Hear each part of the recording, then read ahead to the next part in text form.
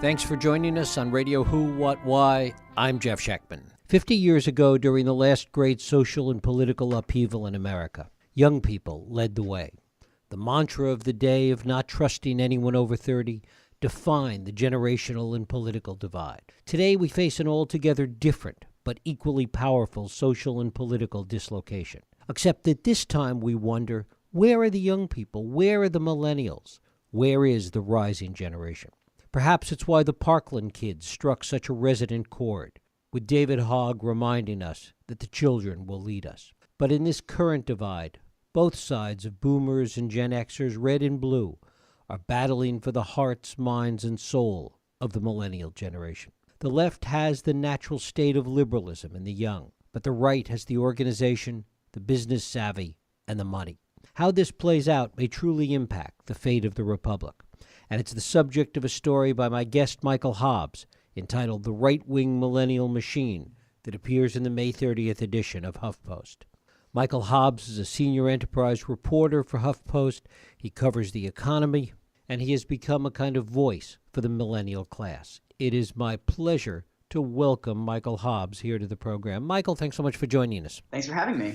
As you look at millennials today and their issues, their problems, and you've covered a lot about this, talk a little bit first about where politics in general fits into the equation for millennials. Well, I think there's two central facts of the situation that millennials find themselves in. And the first is that the economy has changed in quantifiable ways to make it harder for us than it was for our parents. So on any objective measure of security, stability, social mobility, things have gotten harder. College costs 4 times more. Housing costs 4 times more. Healthcare is much more expensive. Wages have not grown since the 1980s. All of that is measurable. It's right in front of us in the statistics. The second undeniable fact about the situation of millennials is that our parents are holding on to political power much longer than any previous American generation. So when our parents were protesting the Vietnam War and doing all of their student activism in the 60s, Americans under 45 outnumbered Americans over 45 2-1. So that's why you have all these younger political candidates and kind of a movement of young people into political power. Right now, Americans under 45 are equal to Americans over 45. So the boomer generation is really the first generation in American history to retain political power as it ages. And this is why now we have the average member of Congress is 59 years old. The age structure of the country has moved older and older. And for the first time, young people really can't politically reflect their opinions and their preferences in the structures of power. And so that's where we see a lot of these tensions that seem like they're individual tensions, millennials like to play video games, whatever.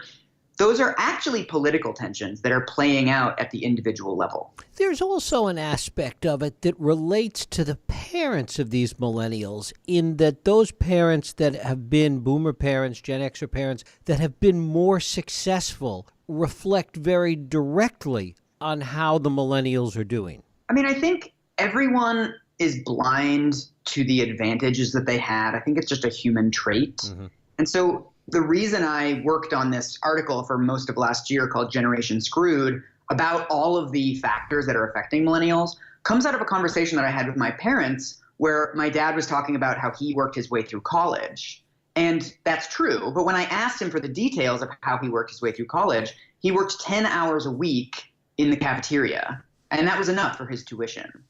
And if you look at the numbers now, working 10 hours a week won't even get you a quarter of tuition, even at a cheap state school.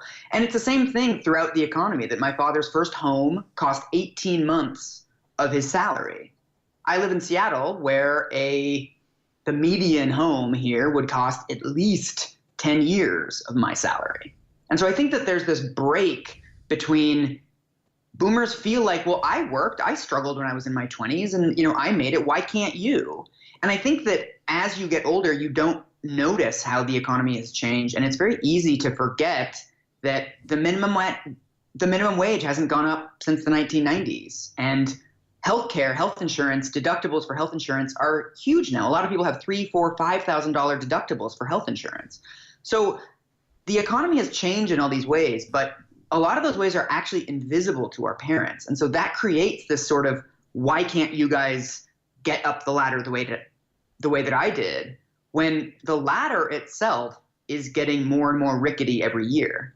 And one of the effects that it has, as you touched on a few moments ago, is that it has dramatically impacted social mobility. I mean, when you think about what are the prerequisites for middle-class life, right? You need to get into a decent job. You need to have a secure place to live. Housing, healthcare, and education are all 4 times more expensive now than they were in the 1970s. And so people like to talk about how things like flat screen TVs are cheaper and a refrigerator is cheaper. And that's true that most consumer objects are much cheaper now than they used to be. But the things you really need, housing, healthcare, and education, are much more expensive. And a lot of your listeners will know childcare is wildly expensive as well.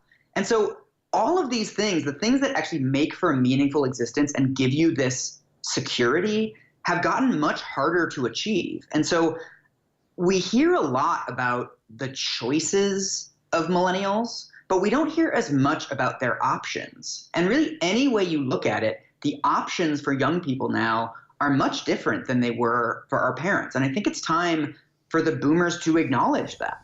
Talk a little bit about how the political parties are looking at this in the attempt to recruit millennials, the different approaches that Republicans and Democrats are taking in trying to really attract millennials, and the degree to which they have any understanding at all about these issues that you're talking about. Well, one thing that the right wing has been really good at is building a leadership pipeline. That if you look at the way that right wing, especially Koch brothers money, is being spent, a lot of it is kind of untied. It's basically you're finding young, fired up people and you're supporting them in whatever they want to do.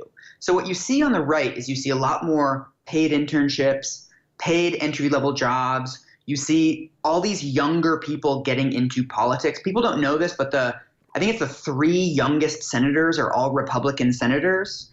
And part of that is because there's all these grassroots organizations on the right that are finding 18 to 25-year-olds and just saying, hey, here's some money to go to a conference. Here's some money for a networking event. Here's 3 months of living for free in DC while you work for a think tank. And on the left, there's really no analog. And so what we're seeing on the left is a lot of young people who want to stay in politics. Obviously, young people are very fired up right now. Obviously, young people tend to lean left wing. But this political action and this political anger really isn't being tapped into in the same way that oftentimes left wing donors tend to have things like tied funding, where the funding has to be spent on certain projects. The funding has to be reported back to donors. The funding has a lot more bureaucracy associated with it. And so I interviewed a bunch of young people around the country for this article about left versus right-wing millennials. And what you find is a lot of left-wing millennials are like, well, I want to do something, but I just can't make it work. You know, I can't live on $500 a month that this internship pays me. I can't live on $24,000 a year in DC for an entry-level job. It just doesn't work. And so a lot of them are choosing to go into the private sector, choosing to do other things, and we're losing this pipeline of smart young people, whereas the right is just like, hey, here's a bunch of money, do whatever you need to do. And they have this kind of leadership army almost of people who are able to stay in politics as long as they have the desire to. And the left just isn't tapping into the same thing. And how much of it on the left or the right has to do with an understanding of the predicate that you laid out earlier in terms of the problems and the challenges that millennials face today? You would think that on the surface that Democrats would be more inclined to understand that, and maybe they do or don't, but they're certainly not responding to it in an appropriate way. Well, so much of this comes back to what I was saying about the boomers holding on to power as they age, that if you look at the way that people like Nancy Pelosi and Chuck Schumer talk about political issues versus the way that 25-year-olds talk about political issues, it's very different. That we've grown up in a period of increasing radicalization by the right, and we've seen the right be very sophisticated in the way that it understands how power works. Whereas many of the boomers that are still holding on to political power came up in this time where it was much more bipartisan, it was much more compromised, there was much more overlap between the two parties. And so they're less comfortable kind of doing the sort of warfare, frankly, that the right is engaged in. The right has gotten really radicalized over the last 20 years. It's called asymmetric polarization. There's all this political science literature on it. And the left has not radicalized to the same extent. So we have the right wing that's saying, Obama was born in Kenya and they're going to come and take your guns and all this very radical rhetoric. And then we have on the left wing saying, let's work together. Let's compromise. And when you talk to younger people, they're not interested in compromising. They're interested in winning, and they're interested in delivering benefits to the people that they care about. And there's a huge cultural difference between the people that are representing us and the way that millennials talk about political issues. And we just aren't seeing any of those opinions reflected in the people who have actual power. And one of the points you make is that the real culprit in all of this is the donor class. Yeah, I think left-wing donors, if you look at the difference between the Koch brothers and, Bill Gates, there's, it's night and day. That I think the right wing is much more comfortable with building a movement and recruiting sort of troops for a movement. And the left wing is much more comfortable with supporting existing institutions and kind of doing these bipartisan types of bridging the divide types of efforts. And the left wing has really sleepwalked into the situation where there's very little grassroots mobilization. I mean, we've seen all the attacks on voting rights around the country, and there's really no grassroots movement of left-wing advocates there to push back against that. Whereas, between the Tea Party and Americans for Prosperity, we have huge numbers of people that are working at the very local level to change laws and to change voting procedures and to make it harder for people to vote. And that just simply isn't matched on the left. That I don't think the left understands, or at least left-wing donors don't understand, that the procedures of democracy are being manipulated by right-wing donors. And left-wing donors aren't as comfortable manipulating them back or playing offense on things like voting rights. I mean, you see the right wing is very comfortable with things like voter ID laws and trumping up this myth about voter fraud. Whereas on the left, we're much less comfortable saying DC needs to be a state, or why can't people 16 to 18 vote? Why don't we have automatic voter registration? There isn't the same movement on the left to say the procedures of democracy need to be changed. We just don't do that. It's more like the left wing thinks that it's engaged in persuasion, whereas the right wing seems to be engaged in just movement building and power development. How much of it is that the left is a greater believer in top-down and charismatic leadership as opposed to grassroots leadership? I mean, they haven't nominated very many charismatic people to run for office. Right. So if that's the strategy, I don't think it's working very well. I mean, I think, I fall into this trap. Everybody falls into this trap of thinking that we're engaged in a war of ideas. I think that there's a feeling among, especially older Democratic representatives who've been working in politics for a long time, this idea that people are persuadable, right? The idea that if you had the right policies, that these Trump voters would come back to you, or that if you made the right argument on climate change, that people would finally start to believe in climate change. And I think what the right has understood and the left has failed to is that we're out of the age of persuasion, that information doesn't get to voters in the same way that it did when we had 4 TV channels or when we all read the same Time and Newsweek cover stories. That simply isn't the information environment that we're in anymore. And so the right has understood that they're building an information marketplace that is feeding people oftentimes bad information about what the conditions are in the country, that immigration is not going up, crime is not going up, voter fraud is not a problem, the president was not born in Kenya. And yet you have huge swaths of the country that believe this because there's been a deliberate effort to make them believe this. And so in the face of all of this disinformation, we still have politicians saying, well, if we just tell them our plan to slightly increase the minimum wage, they'll come over to our side. But those voters aren't receiving that information. And what the right has understood is that you're building a movement of people. You're not convincing people. The right has really not engaged in any kind of persuasion. They did very little work to persuade Americans that cutting taxes on the rich was a really good idea. They weren't out doing advocacy on that, really. They just got power and then they did it. And the left is very uncomfortable doing that because it feels authoritarian to us, or just culturally it's not something we're used to. But there's not going to be a message about climate change that's going to convince people that it exists. There just isn't one. What you have to do is you have to get power and you have to pass policies. And the left and the right are just playing different games and playing on different fields. And the reason why the right is winning is because it devotes energy to amassing power. And the reason why the left is losing is because it's not as interested in amassing power. Can we identify, in your opinion, an inflection point when the right really began to understand this, to make this shift, to get exactly what you're saying? I mean, most people trace it back to a combination of kind of Reagan and Gingrich, that they started to use the information mechanism or the information flow of the country to create an information ecosystem that was designed for right-wing people.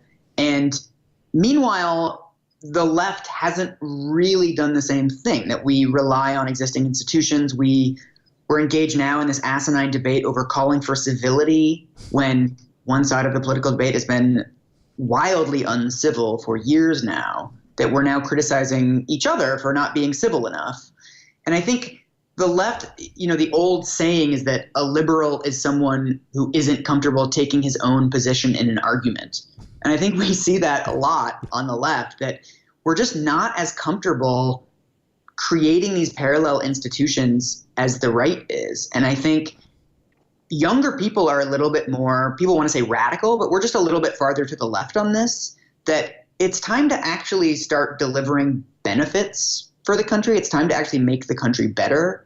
And if that means less compromise, if that means calling a spade, then we're comfortable doing that. But the people that are representing us aren't as comfortable doing that. And that makes us really disaffected and really frustrated that the way that we understand politics to be and the politics that we've grown up with is only one-sided right now, that we need to start actually winning stuff. And the people that are representing us don't seem that interested in winning.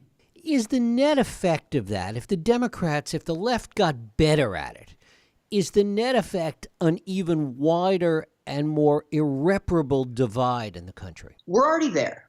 I don't think, nobody wants us to descend into some sort of civil war situation. But for 35 years now, as the right has radicalized, the left has always said exactly the same thing. We don't want to be like them. When they go low, we go high. And it hasn't worked.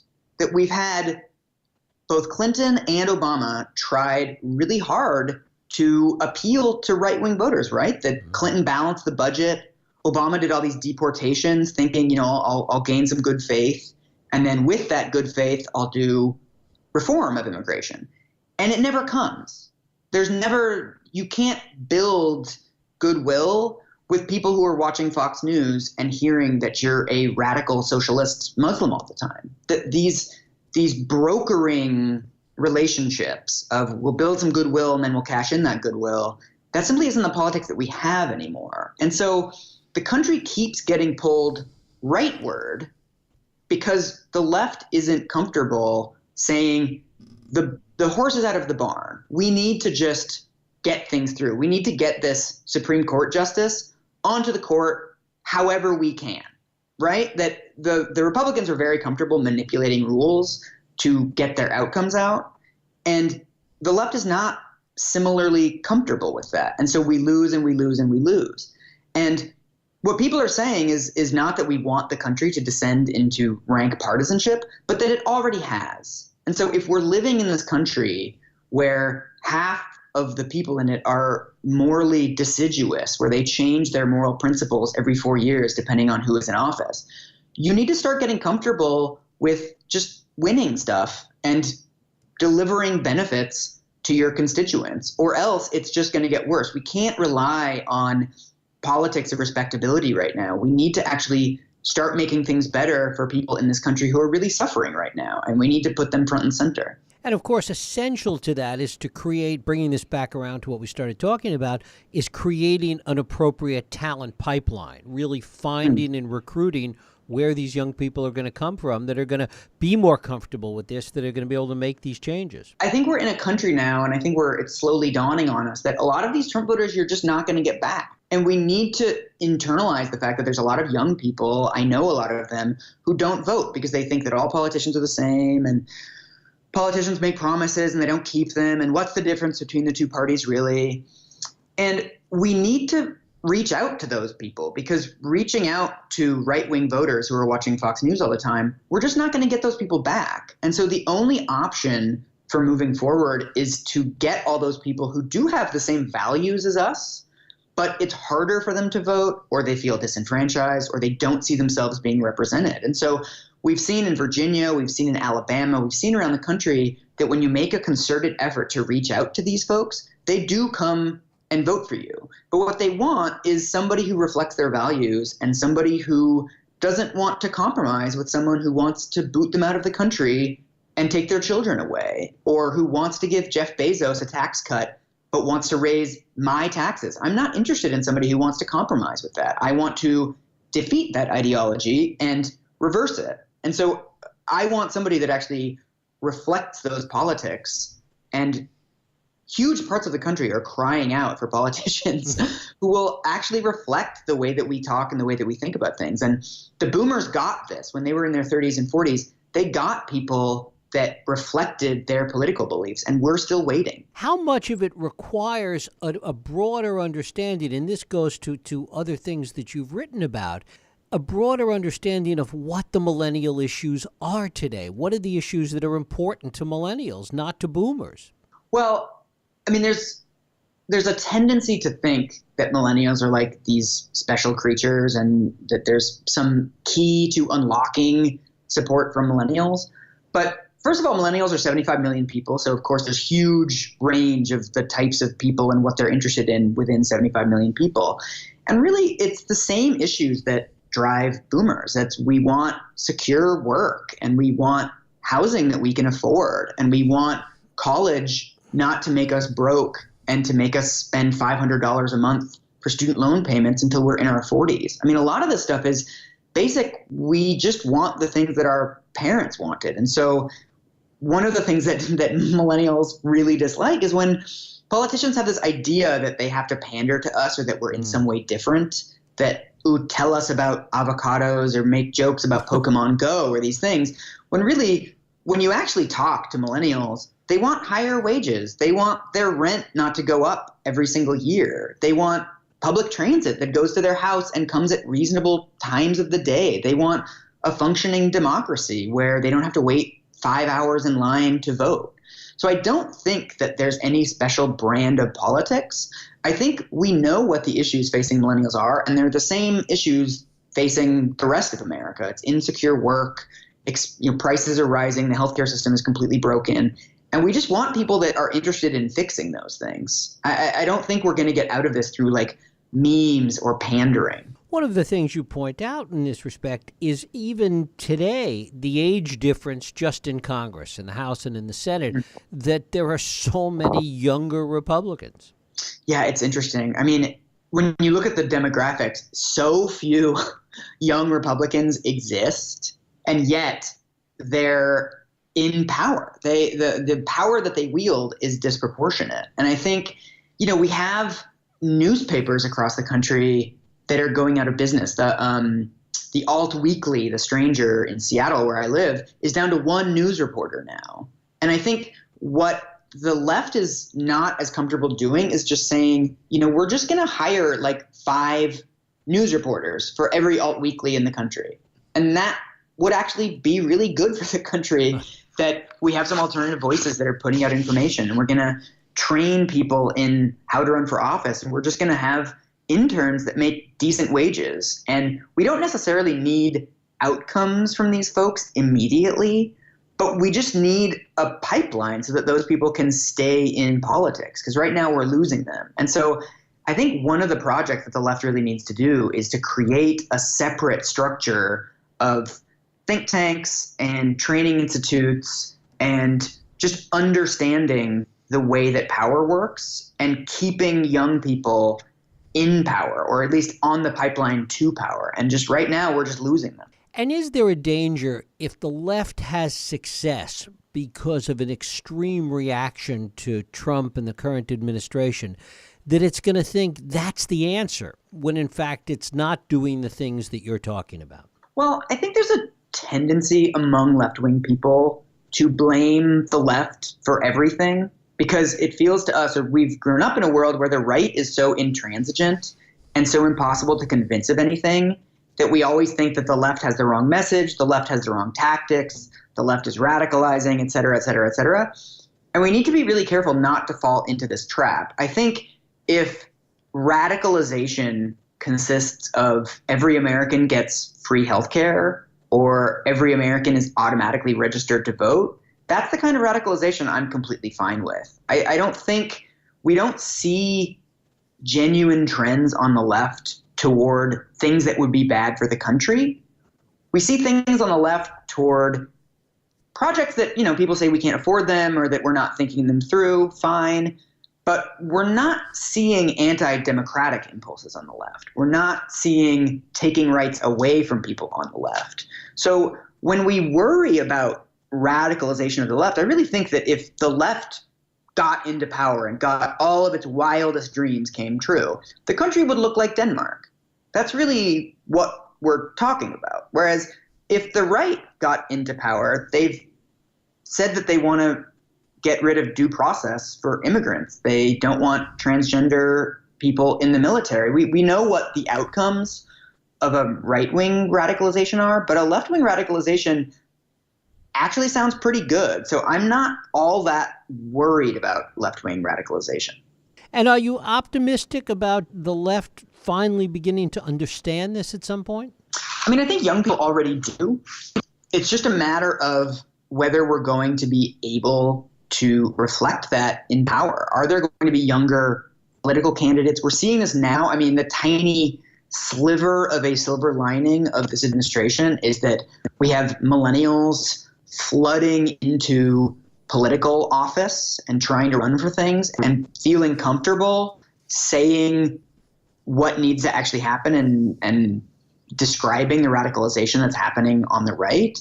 So that's one semi-good thing that's happening. So I think it's already happening. It's just a matter of, will we be able to vote? Will we be able to see those people actually come into power? And a lot of that does come down to this procedural stuff that, the New York primary is today, and I forget the actual rules, but it's something like you have to register a year before the primary to actually vote in the primary. There's no reason why a democratic state should have these types of rules. We need to start changing these rules immediately to make sure that young people can vote. There's this myth that young voters don't care about democracy, but it's a lot harder for us to vote in a lot of places than it was for our parents' generation. And so there is some youthful disaffection going on, but there's also a deliberate attempt to keep millennials, especially millennials of color, from voting. And we need to start reversing that and getting our needs reflected in power the same way that our parents got theirs. Michael Hobbs.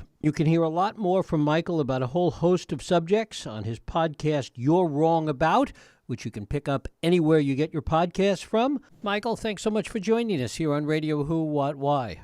Thanks, Jeff. Thank you. And thank you for listening and for joining us here on Radio Who, What, Why. I hope you join us next week for another Radio Who, What, Why podcast. I'm Jeff Sheckman. If you like this podcast, please feel free to share and help others find it by rating and reviewing it on iTunes.